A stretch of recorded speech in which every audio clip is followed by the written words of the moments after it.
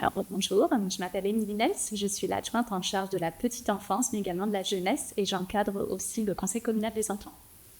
Et moi, je suis Sébastien Monod, je suis adjoint en charge de la culture, de l'animation et de la vie associative.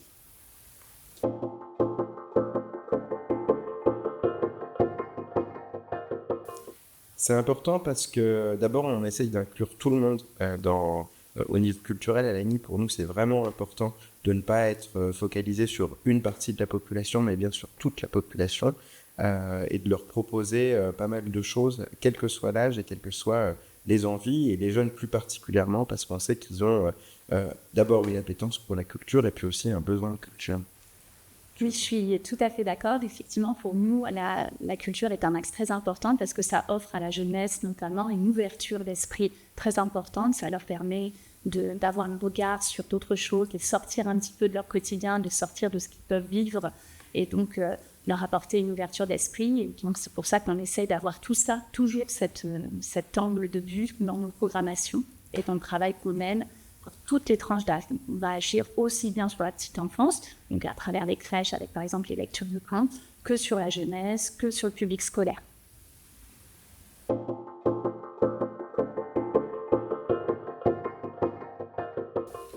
C'est vrai que le numérique, on le voit dans la culture souvent comme une menace, parce que c'est des changements de fonction, parce qu'on a l'impression que les jeunes sont captivés par leurs écrans. C'est en partie vrai, mais c'est aussi une chance et c'est une opportunité de pouvoir travailler avec les jeunes justement sur toute cette éducation au numérique. On a un axe dans le plan éducatif de territoire qui est en gestation et qui va apporter. Et donc aussi travailler sur des nouvelles formes artistiques. Je pense notamment dans les fabriques de l'imaginaire, on sera en mesure, je pense, dans quelques années, de programmer de la musique assistée par ordinateur, du graphisme, et tout ça, qui sont des pratiques qui nous sont rendues possibles par le numérique et qui sont autant d'opportunités pour les jeunes de voir le numérique autrement que par TikTok, Instagram ou les différents réseaux sociaux. Aujourd'hui, le numérique, on l'utilise aussi pour travailler des thématiques autour de la prévention, par exemple, parce que c'est vrai que ça peut être aussi une opportunité, finalement, d'utiliser le numérique pour les attirer. Je sais que c'est un peu différent de la culture, mais je crois qu'un volet aussi important. On va travailler beaucoup avec eux sur tout ce qui est orientation scolaire. On va travailler avec des casques de réalité virtuelle. Finalement, on utilise la technologie pour finalement les attirer sur quelque chose qui peut les orienter pour leur avenir. On va aussi travailler autour d'ateliers numériques qu'on a mis en place autour de la jeunesse, parce que c'est vrai qu'ils savent utiliser les réseaux, mais finalement, ils sont parfois assez étrangers au fonctionnement d'un ordinateur à travers le Word, l'Excel, des choses comme ça. Et donc, finalement, on a travaillé avec eux sur des ateliers numériques pour un peu professionnaliser aussi la pratique du numérique, que ça ne soit pas juste un outil de communication et que ça soit aussi un outil qui soit professionnalisant pour eux. On travaille beaucoup sur la jeunesse, sur ce volet numérique.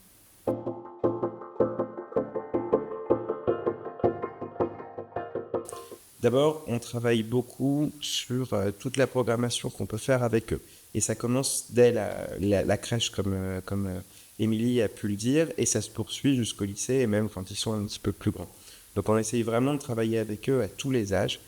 Et donc l'idée, c'est de les attirer vers les différents espaces culturels qu'il peut y avoir à Lagny, qui soient gérés par la ville, par Marseille-Loire, ou par des structures privées comme le cinéma et tout ça. On peut utiliser toute la palette d'outils qui est à notre disposition quand ils sont contraints dans le domaine scolaire, par exemple, mais aussi avec l'outil qui peut être le Pass Culture pour les plus jeunes, qui a été mis en place il y a quelques années et qui permet à chaque jeune, dans une certaine tranche d'âge, de disposer d'un crédit en euros qu'ils peuvent utiliser dans les différentes institutions culturelles. Et donc l'idée, c'est de capter non pas pour le plaisir de capter, mais pour bien construire un parcours culturel et artistique pour les plus jeunes, et en essayant aussi de les éduquer dès leur plus jeune âge. Ça nous permet aussi de créer une habitude, et de cette habitude vient toute la politique qu'on veut mettre en place derrière. Là, récemment, on a fait partir 16 jeunes, des enfants de CM2 au Festival d'Avignon. Donc, c'était des enfants du Conseil communal des enfants, mais également des enfants de l'école de Fort-du-Bois. Donc, c'était une expérience, je pense qu'ils ont adoré. Les retours sont très, très positifs, aussi bien de la part des enfants que des familles, car ça leur a permis d'avoir une vraie escapade culturelle. on leur a fait découvrir le spectacle vivant sous toutes ses formes. Il y avait aussi bien du théâtre que du cirque, voilà, différentes formes de spectacles qu'ils ne connaissaient pas. Et donc, je pense que pour eux, ça a été une aventure fabuleuse et on n'a que des retours positifs. Et puis voilà, et suite à ça, ils nous font un petit retour sur tous les spectacles qu'ils ont vus, où ils vont pouvoir aussi être un relais d'information pour le service culturel, pour dire, voilà, nous, on a eu telle appétence pour tel spectacle ou non. Et donc, ça va pouvoir aussi peut-être, pour l'avenir, nous guider sur certaines choses, d'avoir un peu ce retour des jeunes directement.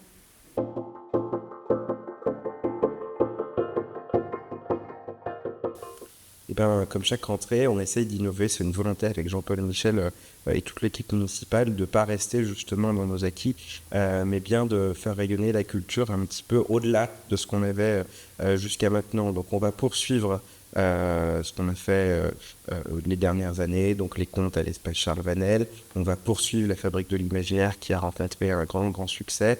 Et puis on va aller un petit peu plus loin. On va proposer notamment pour les plus jeunes un festival jeune public qui se tiendra au mois d'avril. Ce festival jeune public, on le veut un peu différent. Il ne s'agit pas forcément de mettre des enfants dans la salle et de proposer des spectacles. On va essayer d'utiliser vraiment l'espace Charles Vanel, peut-être même un petit peu au-delà, pour proposer des formes culturelles qui sont différentes et vraiment sur toutes les tranches d'âge. On parlait des tranches d'âge, mais là l'idée c'est de commencer même dès les nourrissons.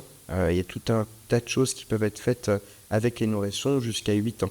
Donc vraiment pour toute la famille. On va continuer aussi à travailler à cette ouverture culturelle dont on a beaucoup parlé.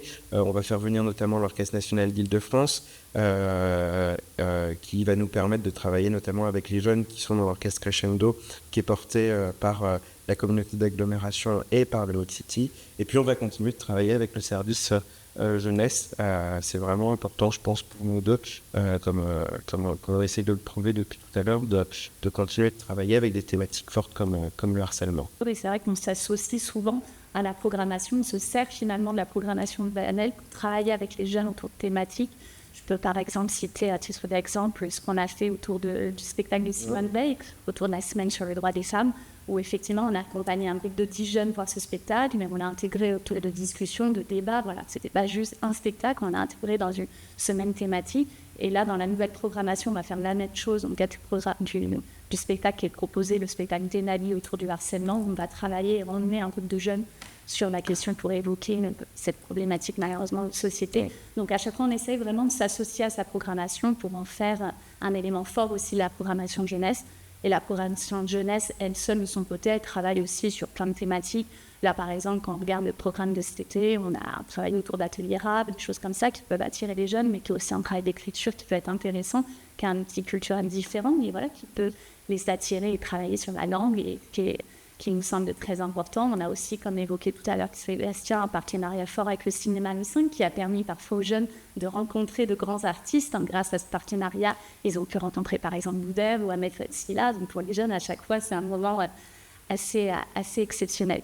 Et puis il y a toujours ce qu'on continue pour les plus petits, autour des crèches, comme je disais tout à l'heure, j'ai évoqué les contes, mais il y a aussi le travail très important qui est fait avec la plasticienne, qui leur permet aussi de travailler autour de l'art plus manuel, etc. Et je pense que pour les petits, c'est une bonne mise en bouche dans le monde de la culture. Ça enrichit aussi nos politiques culturelles. Il y a 2 ans, on avait travaillé justement autour de ces ateliers de rap. Et c'est vrai que le rap, il n'a pas forcément eu sa place jusqu'à maintenant dans la programmation culturelle.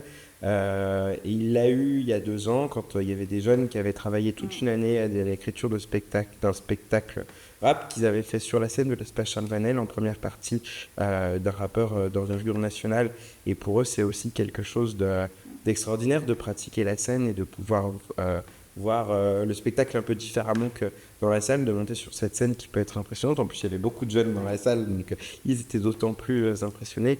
Et pour nous, voilà, c'est ces croisements qu'on veut continuer de construire et qu'on veut continuer de poursuivre. La jeunesse, elle est demandeur, mais aussi elle accroche à nos projets parce qu'elle est diverse et qu'on essaye de toucher cette diversité. Les jeunes, c'est aussi des personnes qui sont en construction et qui n'ont pas forcément tous les mêmes centres d'intérêt. Et donc, on essaye de la toucher au plus proche.